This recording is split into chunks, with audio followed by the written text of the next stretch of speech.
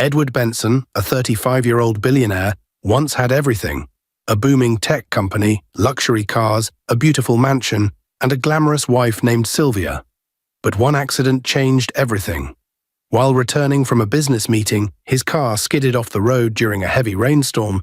He survived, but his spinal cord was damaged. He woke up in the hospital to hear the painful words, "You're paralyzed from the waist down." Sylvia, his wife, cried at first, but weeks passed and she changed. The once loving woman began going out at night, posting flashy pictures online and ignoring Edward's cries. "I have a life to live, Edward. I didn't sign up to be a nurse," she said coldly one evening. When Edward begged her to stay, she threatened him, "Then get a maid or I'll file for divorce." Edward had no choice. A job advert was posted for a live-in maid who could cook, clean, and assist with basic care. That was how Grace entered their lives. Grace had never seen such a mansion in her life. She stood at the tall iron gate with her little brown bag, worn shoes, and a heart full of fear. At just 22 years old, Grace had known more pain than joy. Orphaned at age 5 when her parents died in a fire, she had grown up in different homes, passed around like an unwanted parcel. Some families used her for house chores, others beat her for every mistake. She had no siblings, no one to protect her, and no one to call family. The only thing she had was her faith and the hope that one day life would smile at her too. The moment she received the call about the maid job, she didn't think twice. It didn't matter that the house was in the rich part of the city. It didn't matter that she didn't know who the billionaire was. What mattered was the chance to work, to eat, and maybe to finally rest from suffering. The gates opened. A cold-looking man in a black suit walked toward her. "You're the maid?" he asked, looking her up and down like a delivery package. "Yes, sir. My name is Grace." He nodded. "Follow me." As she entered, her jaw dropped. The compound looked like a 5-star hotel. A massive fountain stood in the middle, and 2 luxury cars sparkled under the sun. The main house was a masterpiece. She had only seen such things in movies. The man led her inside. The air smelled of wealth, marble floors, golden curtains, tall mirrors. But something else hung in the air: sadness. The house felt cold, not the kind of cold from an air conditioner, the kind of cold that comes from emptiness. They walked past the living room, up the stairs, and into a quiet hallway. Then they stopped outside a room. "Whatever happens, don't speak unless spoken to," the man warned. "He doesn't like noise." Grace nodded. Her heart was racing. The door opened slowly, and there he was. Edward Benson. He was sitting in a wheelchair, dressed in a simple white shirt and black trousers. His face was pale, his beard unshaved, his eyes empty, but even in that state he looked powerful. His presence filled the room. Grace bowed slightly. "Good afternoon, sir." Edward looked at her. "Leave us," he said to the man. The man exited and closed the door. There was silence for a long while. "You don't look like a nurse," Edward finally said. "I'm not," Grace replied softly. "I'm just here to help with cleaning and cooking." "Are you afraid of me?" She looked up. "No, sir." He raised an eyebrow. "Everyone is." Grace smiled faintly. "I've seen pain, sir. I know what it looks like. You're not someone to be afraid of." For the first time in months, Edward chuckled. Just a small one. He looked at her closely. Something about her felt honest, real, different. "You'll be staying in the back quarters. There's a small room there. My meals must be served on time. The house must stay clean. And don't go around the mansion taking pictures or poking your nose where it doesn't belong." "I understand. If my wife gives you instructions, obey her." Grace nodded again, though something about the mention of the wife made Edward's voice drop. There was pain there. He looked away. "That will be all." Grace left quietly and followed the guard to her tiny room behind the house. It was small but clean. A bed. A fan. A wardrobe. That was more than she'd ever had. She dropped her bag and sat down, letting out a long sigh. Later that evening, she went to the kitchen to prepare dinner. She noticed Sylvia, the wife, sitting in the living room scrolling through her phone. She looked like a model, long nails, heavy makeup, designer clothes. But the look she gave Grace was full of disgust. "So you're the maid?" she asked. "Yes, Ma. Sylvia hissed. "Make sure you clean the master bedroom twice a day. If I find dust, you're out." "Yes, Ma." "And don't get comfortable. My husband is sick, not stupid. I know how girls like you behave." Grace blinked. "I'm just here to work, Ma." Sylvia didn't respond. She just walked out, slamming the door. Grace swallowed her pride and continued cooking. She had seen women like Sylvia before, proud, empty, and angry. Grace only prayed that she would not stay too long in such a home. She took the food to Edward's room. "I hope it's not too salty," she said with a small smile. Edward looked at the tray. It smelled like home-cooked food. He took a spoonful, paused, and looked at her. "This is actually good." Grace beamed. "Thank you, sir." He looked at her again. "What did you say your name was?" "Grace." He nodded. "You have a kind face, Grace." Her heart softened a bit. "And you have tired eyes, sir." He paused, surprised. "No one has ever said that to me before." "Well, no one has ever looked closely enough," she replied. That night, Grace returned to her room and knelt down beside her bed. "Lord," she prayed, "I don't know why you brought me here, but please, use me, and help Mr. Edward find joy again." She wiped a tear and laid down to sleep. Grace was already sweeping the hallway when Sylvia tiptoed in through the front door at 6 a.m., dressed in a tight red gown with glittering high heels in her hand. Her makeup was smudged and her hair looked like she'd been dancing all night. She didn't notice Grace at first, but when she looked up and saw her, her face twisted in irritation. "What are you staring at?" she snapped. Grace bowed slightly. "Good morning, Ma." Sylvia hissed and walked upstairs without a word. Grace watched her go, a strange feeling in her chest. The madam of the house was returning home at sunrise while her sick husband lay helpless in bed. Something didn't feel right. Later that morning, Edward called Grace to his room. "You're up early," he said as she adjusted his blanket. "I've always been an early bird," she replied. "I like to start work before the sun fully wakes up." He smiled weakly. "I noticed. You're different." Grace was silent for a moment, then gently asked, "Sir, would you like to sit outside today? A little sunlight might help your mood." Edward hesitated. "I haven't gone outside in months." "Maybe it's time to try. I'll push you in the wheelchair, just for a few minutes." After a while, he nodded. "Okay." Grace helped him get dressed, then slowly wheeled him to the backyard garden. The air was fresh, birds chirped, the flowers danced in the breeze. Edward closed his eyes. "I forgot how fresh air feels." "You've been trapped inside for too long," Grace said softly. "Even a tree needs sunlight to grow." Edward looked at her. "You speak like someone who's read a lot." Grace smiled. "I never went to school properly, but I read anything I find. Books saved me from many lonely nights." For the next hour they talked. Not about pain, not about sickness, just simple things. Flowers, books, dreams. Grace was the first person in a long time who treated Edward like a human being and not just a broken body. But their moment was cut short when Sylvia's voice rang through the garden. "What is going on here?" She stood by the doorway, her arms crossed, eyes burning. Grace stood quickly. "We were just getting some fresh air, Ma." Sylvia walked up to them and glared at Edward. "You didn't ask me before going outside." Edward frowned. "Sylvia, I don't need your permission to get sunlight." Sylvia turned to Grace. "Go back inside." Grace quietly wheeled Edward toward the door, saying nothing. That evening, Edward confronted Sylvia in their bedroom.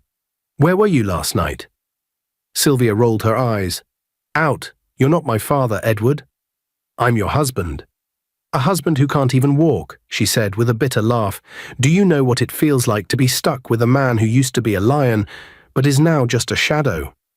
Edward's heart broke. "You said you loved me."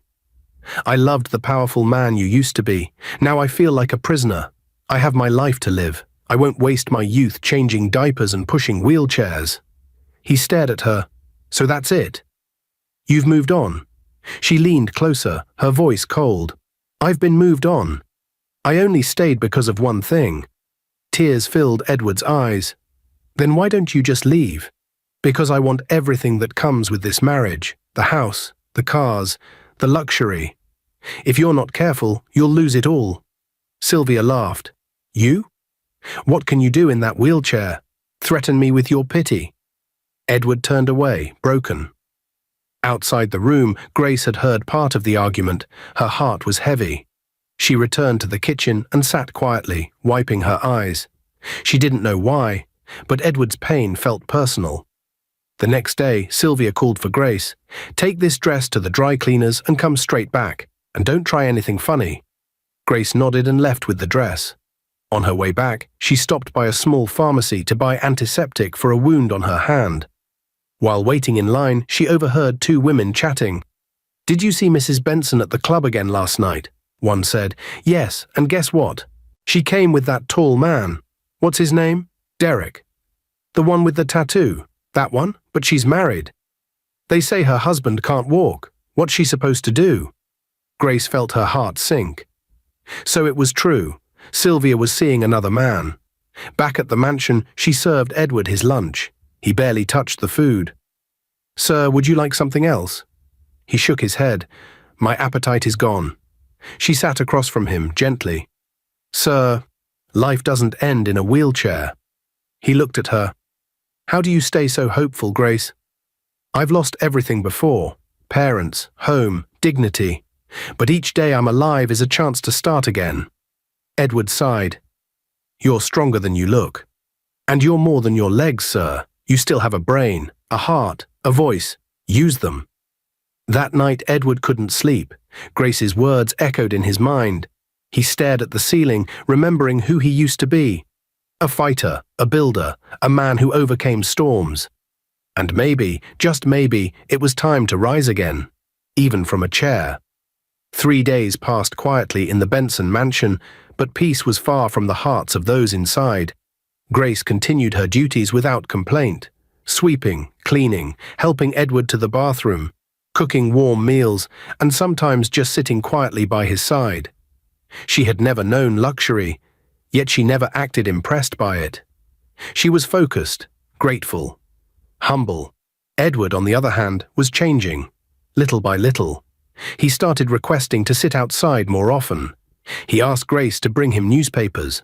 One afternoon, he even asked her to help him sit at his home office desk just to feel it again. You can't type, she said kindly. Then I'll think, he replied, maybe even dream again. Grace smiled. There was life coming back to the man who had once given up. But one evening changed everything. It was almost 9 p.m. The house was quiet. Grace had just finished washing the dishes when she noticed Sylvia walk past the kitchen, dressed in a tight black gown, glittering heels and red lipstick. Her perfume filled the air. Grace stepped forward. Ma, should I pack dinner for you? Sylvia turned sharply. Who asked you to talk to me? I was only... Sylvia raised a hand. Mind your business, orphan. Grace lowered her head. Sorry, Ma. Sylvia rolled her eyes and walked out. Grace looked through the window and watched as Sylvia got into a black car that pulled up just outside the gate.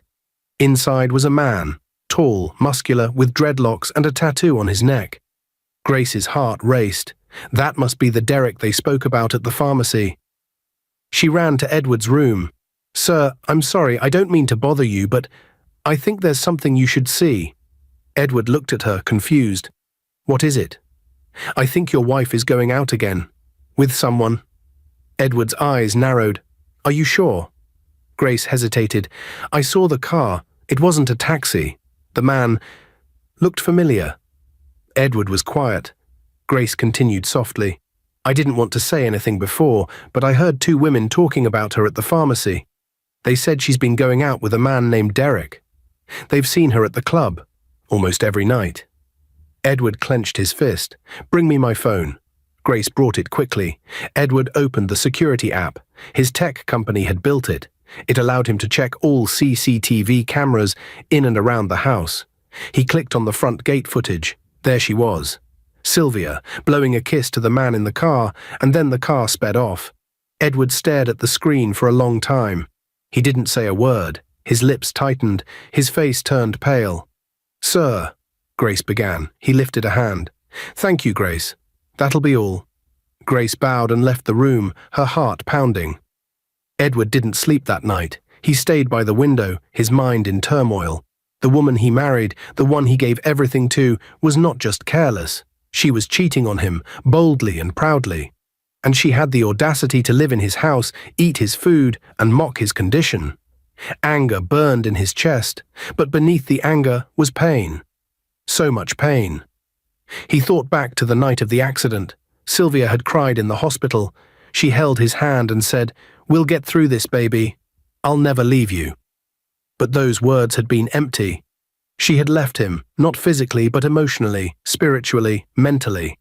She had left him the moment he could no longer stand on his feet. I may be in a chair, Edward thought, but I'm still the man who built an empire from scratch. I still have a mind, a heart. I still have power. The next morning, he asked Grace to wheel him to his study. "Are you okay, sir?" she asked gently. "I'm more than okay," he said. "I'm awake." Inside the study, he picked up his iPad, connected it to his wireless keyboard, and began typing slowly, one letter at a time. Grace watched silently, amazed. Hours passed. Edward didn't eat. He didn't speak. At noon, his lawyer arrived, a smart-looking man in a grey suit. "Mr. Benson," the lawyer said, "I came as quickly as I could." "Sit down," Edward said. "We need to talk about my will. And my marriage." Grace stood in a corner, pretending not to listen. "I want everything changed," Edward said. "If I die, Sylvia gets nothing. Not the house, not the company shares, not the cars. Nothing." The lawyer raised an eyebrow. "Understood. And I want you to begin drafting a divorce plan, quietly." "Yes, sir." Grace watched as Edward gave the instructions with calm strength. This wasn't the broken man she had met 2 weeks ago.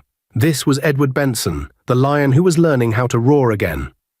That night, Sylvia returned home drunk. She didn't notice Edward waiting for her in the hallway.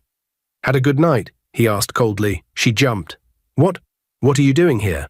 "I wanted to stretch my legs," he replied sarcastically. "Though that's something you wouldn't understand," Sylvia hissed. "So now you want to monitor my movements?" "I've been watching everything, Sylvia." Her eyes widened. He rolled forward. "Derek, right? Tattoo on the neck, drives a black car." She gasped. "You don't even hide it anymore. You walk out like a queen, forgetting that this is my kingdom, my house, my name." Sylvia fumbled. "Edward, He raised a hand. "Don't insult me with lies. From today, I am not your weak husband. I've already spoken to my lawyer. If you want to leave, leave, but you'll walk away with nothing." Sylvia screamed. "You can't do this." "I can, and I just did." She lunged forward to slap him, but Grace stepped between them. "Don't," Grace said quietly, looking Sylvia in the eyes. "Don't lower yourself further." Sylvia froze. Then, with a bitter laugh, she turned and stormed off. Edward looked at Grace, his eyes red. "I'm sorry you had to see that." Grace shook her head. "I'm just glad you finally stood up, even without your legs." He smiled faintly. Sylvia was in her husband's room. She knelt down beside his wheelchair, crying, holding his hand tightly. "Edward, please." "I'm sorry," she sobbed. "I know I messed up. I've changed. I swear I've changed. Please don't leave me." Edward didn't say a word. Sylvia continued, "That guy you saw me with, he's my cousin. I forgot to introduce him to you properly. It was just a misunderstanding. The devil is trying to ruin our marriage, baby. Please, don't fall for it."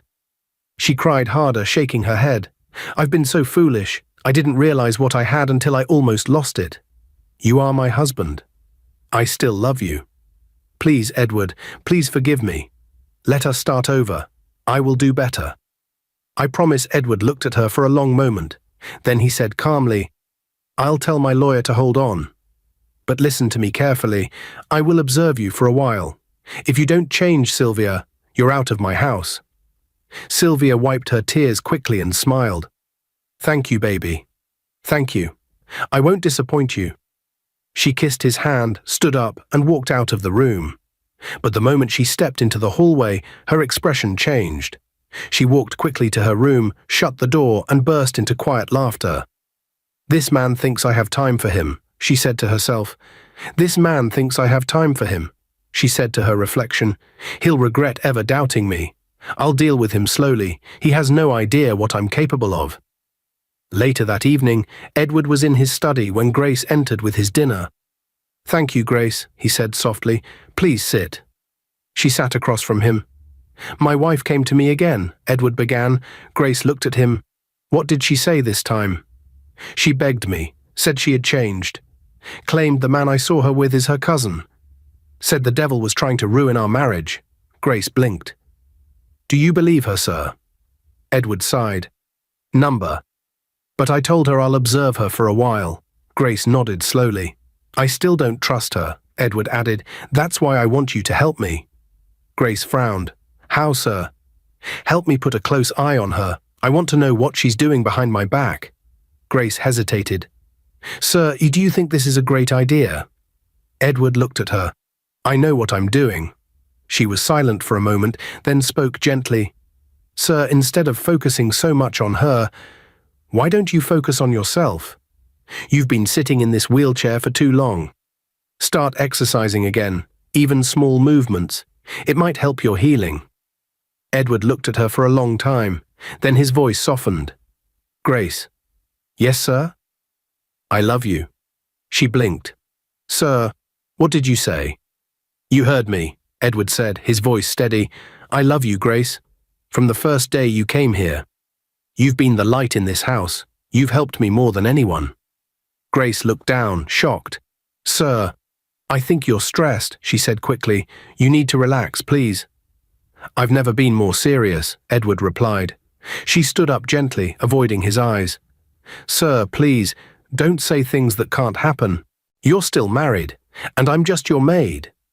Without waiting for a response, she turned and walked quietly out of the room. Edward sat alone in silence, staring at the door where she disappeared. His heart was full. Sylvia sat on the living room couch, her legs crossed, scrolling through her phone with a smirk on her face. When she heard Grace passing by, she called out gently, "Grace?" Grace stopped. "Yes, Ma." "Come and sit with me. I want to talk to you." Grace hesitated, but obeyed. She sat at the edge of the sofa, hands folded on her lap. Sylvia smiled sweetly. "Tell me something. Do you want to further your education?" Grace looked surprised. "Yes, Ma. I would love to go to the university. It has always been my dream." Sylvia leaned closer. "How would you feel if I helped you travel abroad for your education?" Grace gasped. "Really? You would do that for me?" "Of course," Sylvia said with a fake smile. "You'll attend a good public school there. Life will be better for you. You deserve more than just cleaning this big house every day." Grace's heart jumped. "Thank you, Ma. But yet may I ask, why are you saying all this?" Sylvia's smile slowly faded. Her eyes turned serious. "I need you to do something for me," she said in a low voice. Grace blinked. "What is it, Ma?" Sylvia looked around, then pulled out a small white packet from her handbag. She placed it gently in Grace's palm. "Put this in my husband's food." Grace looked down at the powder, then up at Sylvia, confused. "Ma, what is this?" Sylvia leaned back. "It's just something to help him get better. He needs to relax more. I'm trying to help him." "Why don't you give it to him yourself, Ma?" Grace asked softly. Sylvia's smile vanished completely. Her voice turned sharp. "Don't be foolish. My husband doesn't like taking medicine. He'll throw it away if he sees it. Can't you get that, you dumb village girl?" Grace's mouth opened slightly, stunned by the insult. I'm sorry, Ma," she said, "but I can't take this. I can't do it." Sylvia stood quickly. Her eyes were wide with anger. "You have no choice." Grace stood too, her hands trembling. "Please, Ma, don't make me do this." Sylvia leaned in close, her voice cold and low. "If you don't do as I say, I will make you disappear. And if you tell my husband anything, I swear, you are gone." Grace stepped back slowly, her eyes wide with fear. I'll think about it, Ma," she said in a shaky voice. Sylvia smiled again, slowly, like a snake. "That's more like it." Grace hurried back to her room, closed the door, and dropped to the floor. Her hands were shaking. The white packet still sat in her palm like a curse. Tears filled her eyes. "What do I do now?" she whispered. "If I tell the truth, she might hurt me. If I stay silent, I'll be part of something evil." She held the packet tightly in her fist. "I need to think. I need to be smart. Grace didn't sleep that night. She sat on the edge of her small bed, the white packet still on the table beside her. The words Sylvia spoke kept repeating in her head. If you don't do it, I will make you disappear. If you tell my husband, you are gone. She wrapped her arms around herself, shivering, not from cold but from fear. She stood, walked over to the mirror and stared at her reflection. Her eyes were tired, her heart heavy. God, please help me, she whispered. I don't want to hurt anyone, but I'm scared. Suddenly, she had an idea. The next morning, she took the packet and wrapped it in a tissue. She placed it inside a small envelope and hid it deep in her handbag. She cleaned the house as usual, acting normal, pretending like nothing was wrong. When she brought Edward his breakfast, she stood quietly by the door after setting the tray down. Edward looked up. Is everything all right, Grace? She opened her mouth, then quickly shut it. He raised an eyebrow. You're not your usual self today. She forced a smile. I'm okay, sir. He studied her face for a moment, then said gently, You can talk to me, Grace. I told you. You're not just a maid in this house. Her lips trembled. Sir, can we go for a walk later, in the garden? Edward nodded. Of course. After breakfast, she wheeled him out to the garden where the morning sun was soft and the air felt peaceful. She sat beside him on the bench and looked straight ahead. There's something I need to tell you, she said quietly. Edward looked at her. But I'm scared, she added. He reached for her hand. Nothing will happen to you, Grace. I promise. I'm here. She took a deep breath. Yesterday, your wife called me into the living room. She asked me if I wanted to go abroad to study. She said she could help me go to school. Edward nodded slowly, unsure where this was going. Then she gave me something, Grace continued. A small packet. She said I should put it in your food. Edward's face darkened. What? She said it was to help you feel better. When I asked her why she couldn't give it to you herself, she insulted me, called me dumb. Then she threatened me, said if I didn't do it, or if I told you, I'd disappear. Edward's hands curled into fists on his lap. Grace quickly pulled out the envelope from her bag and handed it to him. This is it. He opened it and saw the packet still sealed. She said it was medicine, Grace said, but I was scared. I didn't want to do something wrong. Edward stared at the packet, his chest rising and falling slowly. Thank you, he said in a low voice, for telling me. Grace looked down. I didn't know what to do, but I couldn't hurt you, sir. I just couldn't. Edward turned to her. You've just confirmed everything I've been suspecting. She doesn't care about me. She never did. He looked away, pain in his eyes. This isn't just betrayal. This is evil. I'm sorry, Grace whispered. No, he said. You did the right thing, and now it's time I do something too. Later that day, Edward called his lawyer. I want the divorce papers ready, he said firmly. I'm done playing games. He also sent the packet to the lab through his personal assistant, asking for urgent results. By evening, the results returned. It wasn't medicine, it was a slow poison, something that could weaken his organs quietly over time. Edward's blood ran cold. He didn't call for Sylvia. He didn't scream or fight. He sat quietly, thinking. The next morning, he told Grace, I need you to be careful. Sylvia may suspect something. Act normal, say nothing. I'll handle this. Grace nodded, though her heart was racing. Later that day, Sylvia walked into the kitchen while Grace was washing dishes. So, she said with a sly smile, did he eat it? Grace paused for a second, then smiled weakly. Yes, Ma. Sylvia laughed softly. Good girl. You may just earn that ticket abroad. Grace forced a laugh. Thank you, Ma. But inside she was praying, Lord, protect me, don't let her know. That night, as Sylvia celebrated her success with a glass of wine in her room, Edward was on the phone with a private investigator and his lawyer. He had everything he needed. The next morning was quiet in the Benson mansion.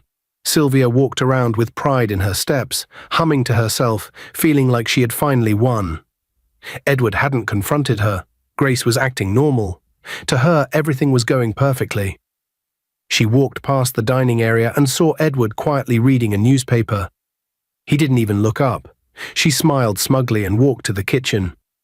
Grace, she called, make something special for dinner tonight. I feel like celebrating. Grace nodded. Yes, Ma. But behind her calm reply, her heart was pounding. She knew something was about to happen. Edward had asked her to be silent and act normal, but she could feel it. Today would not end like every other day. At exactly 4 p.m., the mansion doorbell rang. Grace peeked from the kitchen and saw two men in suits enter the house. One of them was Edward's lawyer, the other was the investigator. Sylvia came downstairs with a curious look. Who are these people? She asked. Edward rolled his wheelchair forward calmly. Sit down, Sylvia. She frowned. Why should I? What's going on? Sit, he repeated, his voice sharp this time. Edward looked at the investigator. Please, go ahead. The man opened a folder and pulled out photos, images of Sylvia meeting with Derek in his car, at restaurants and at nightclubs. He placed them on the table one by one. Sylvia's eyes widened. What's all this? Are you spying on me? Edward didn't flinch. Keep watching. The investigator then brought out a document from the lab. This, he said, is the result of the powder you asked Grace to put in your husband's food. It's not medicine. It's poison. Sylvia jumped up. That's a lie. She's lying. Edward raised his voice for the first time. Sit down. Sylvia froze. I trusted you, Edward said bitterly. I gave you everything. You mocked me. You cheated on me. You tried to destroy me quietly. It's not true, she screamed. She's lying. That girl is evil. She wants to ruin our marriage. The lawyer placed a thick envelope on the table. These are your divorce papers. Mr. Benson has already signed them. Sylvia's knees went weak. No, no. Edward, please, I was desperate. I made mistakes, but it was never meant to go this far. Please forgive me. Edward turned away. I forgave you the first time. You used my forgiveness to sharpen your knife. You wanted to kill me, Sylvia. Tears streamed down her face. I was scared. I didn't know what to do. I gave you a choice, Edward said coldly. You chose betrayal. She fell to the floor, sobbing. Don't leave me. Please, I'll do anything. I'll change for real this time. Edward looked at her with pain in his eyes. It's too late. The lawyer stood. You have 48 hours to leave this house. The investigator packed up the documents and walked out. Sylvia slowly stood up, wiping her face. She looked at Grace, who was standing silently by the kitchen door. This is your fault, she shouted. You wicked orphan. I helped you. I wanted to take you abroad. Grace didn't speak. She just looked at her calmly. Sylvia stormed out of the room. 2 days later, Sylvia left the mansion quietly, her bags packed and her face covered with shame. Later that evening, Grace was setting the table when Edward called her softly. Grace, he said, come sit. She sat quietly beside him. It's over, he said. She's gone. I know, Grace said gently. He turned to look at her. Thank you. She shook her head. You don't need to thank me, sir. You just needed someone to tell you the truth. He smiled. You've been more than someone. You've been everything. Grace looked down shyly. I still mean what I said before, Edward added. But I'm not rushing you. I just want you to know. I'm free now, and my heart is open. Meanwhile, Sylvia got to her boyfriend's house, the same house she secretly built with him using her husband's money. She knocked angrily. Derek opened the door, shirtless, holding a drink. He looked surprised. What are you doing here this early? Sylvia pushed past him and walked inside. This is my house, remember? He shut the door and followed her. Relax, why are you shouting? I'm done pretending. I'm done playing wife. They kicked me out. Derek, her boyfriend, sat on the couch looking confused. What happened this time? Sylvia pointed her finger at him. Edward caught everything. He knows you're not my cousin. He knows we've been meeting. He even found out I gave Grace something to put in his food. Derek stood up slowly. Wait, you mean he knows everything? Yes, she shouted. That useless orphan maid exposed me. I should have dealt with her earlier. Now she's walking around the house like a queen. Derek clenched his jaw. So now you're homeless? Sylvia nodded. He gave me 48 hours. I've left. I have nothing, and it's all because of that stupid maid. Derek looked at her carefully. You said her name is Grace? Yes. And she's living there now? Yes, Sylvia hissed, and I think Edward is in love with her. That's the worst part. He trusts her, believes her. She began to pace the room. Everything I worked for, gone, all because of her. She was feeding him with lies. Derek sat back, his eyes dark with anger. I see, you gave him your youth, and now he's chasing after some poor village girl. Sylvia nodded. Exactly. He has forgotten who was with him before the accident. Derek was quiet for a moment, then he picked up his phone and made a call. Yo, he said, I need a job done. Yes, tonight. No delays. Sylvia froze and looked at him. How much? The voice on the phone asked. Derek said, whatever it costs. I'll pay. He ended the call and smiled coldly at Sylvia. It's time to end this, he said. Since Edward and that Grace girl think they've won, we'll show them what real pain looks like. Sylvia's eyes lit up. You mean? They'll disappear, Derek said. Both of them. Gone. Sylvia smiled wickedly. I can't wait to hear the news that they're gone forever. She laughed loudly, tossing her heels onto the floor. Useless people. Let them feel what I've felt. Derek handed her a drink. Don't worry, I've called the right guys. They don't leave witnesses. Sylvia raised her glass. To revenge. That night, while Edward was reading in his room and Grace was cleaning up the kitchen, 3 black motorcycles stopped quietly down the road near the mansion. 3 men wearing black clothes and masks stepped off. One of them whispered, "That's the house. We go in, take them out, and disappear. No sound, no mistakes." They brought out long weapons, checked their pockets, and began moving quietly toward the side gate. Inside the house, Grace heard a soft click near the back window. She stopped. Her heart began to beat faster. Something didn't feel right. She turned off the kitchen light and tiptoed toward Edward's room. "Sir," she whispered. He looked up. "Grace? What's wrong?" "I think someone's outside." Edward wheeled himself toward the control panel beside his bed. He opened the CCTV app on his tablet. What he saw made his heart stop. 3 masked men climbing the back wall. He pressed the alarm button immediately. "Stay close to me," he said. "Don't panic." Suddenly, the security alarm went off, loud and sharp. The intruders froze. The lights outside the mansion flashed. Edward's head of security, who lived 2 houses down, received the silent alert and grabbed his weapon. Within minutes, he and 2 armed guards arrived at the gate. The intruders tried to run, but were cornered.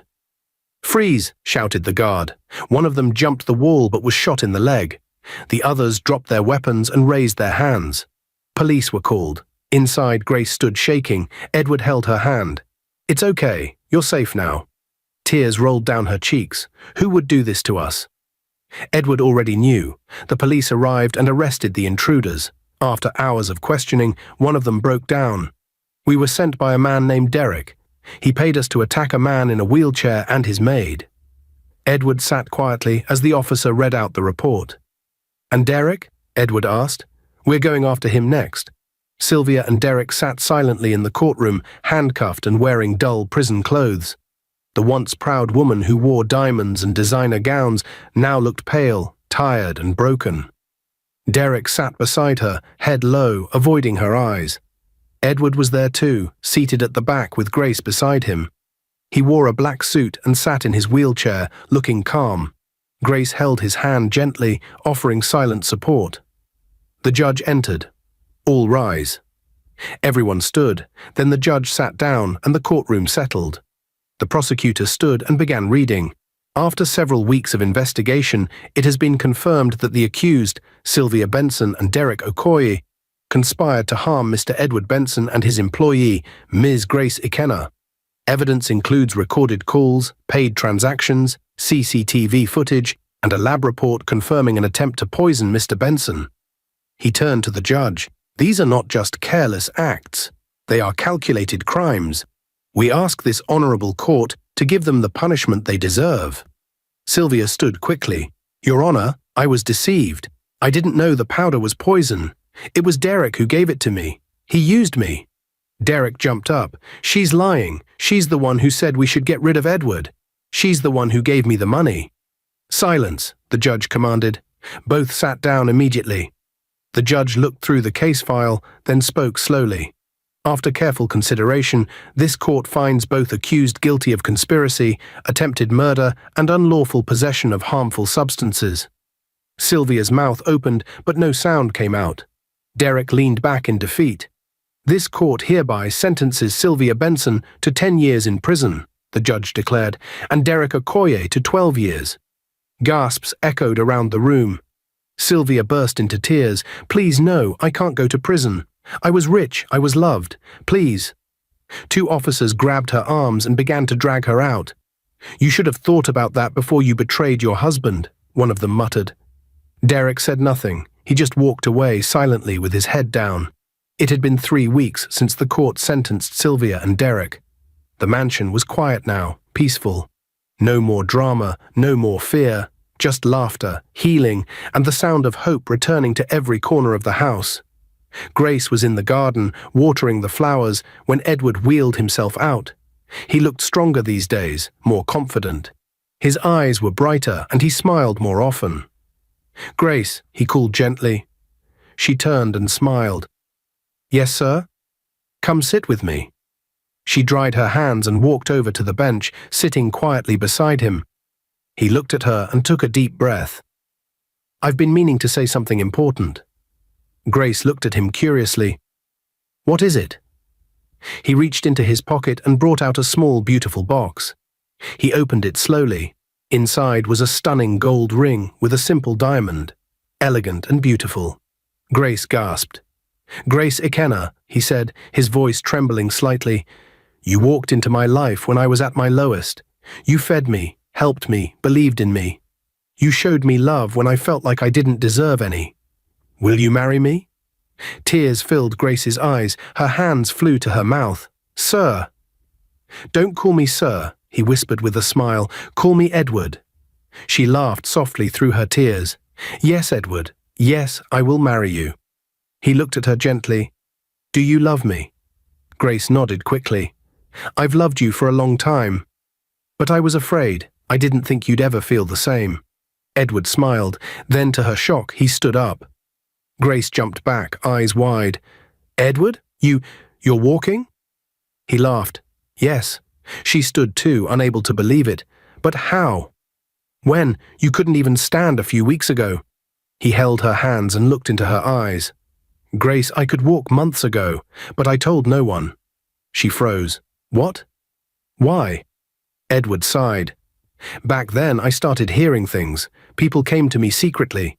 They said Sylvia was cheating, that she was meeting men, spending my money recklessly. I didn't want to believe it. But the stories kept coming." Grace stared at him in shock. "I asked my private doctor to lie," he continued. "I told him to tell Sylvia that I would never walk again. I needed to test her. I needed to see if she truly loved me, or if she loved my money." Grace placed her hand over her chest. "You were pretending?" Edward nodded. "Every day. I watched, I listened, and in that pain, God sent you to me." Grace smiled through her tears. "I don't know what to say." He looked at her, smiling. "Say you'll be my wife, not just because I can walk again, but because you love me, and I love you." "I will," she said, her voice soft. "I'll marry you, Edward. Today, tomorrow, always." Weeks later, Edward and Grace stood before a small crowd in the beautiful garden behind the mansion. The flowers bloomed like never before. The sun shined gently, and everyone was smiling. Grace wore a simple white gown, glowing like a queen. Edward stood tall in a fine grey suit, looking proud and joyful. "I do," Grace said. "I do," Edward replied. They kissed gently to loud cheers and laughter, from an orphan maid to a beloved bride. Grace's life had changed forever, and Edward. He found love not in wealth, but in honesty, simplicity, and truth. Together they lived happily ever after. Dear viewers, what lessons did you take away from this dramatic tale? We'd love to hear your thoughts in the comments below. If you enjoyed the story, give us a thumbs up, share it with friends, and hit that subscribe button. Don't forget to turn on notifications so you never miss out on our latest updates. Thanks for watching and stay blessed.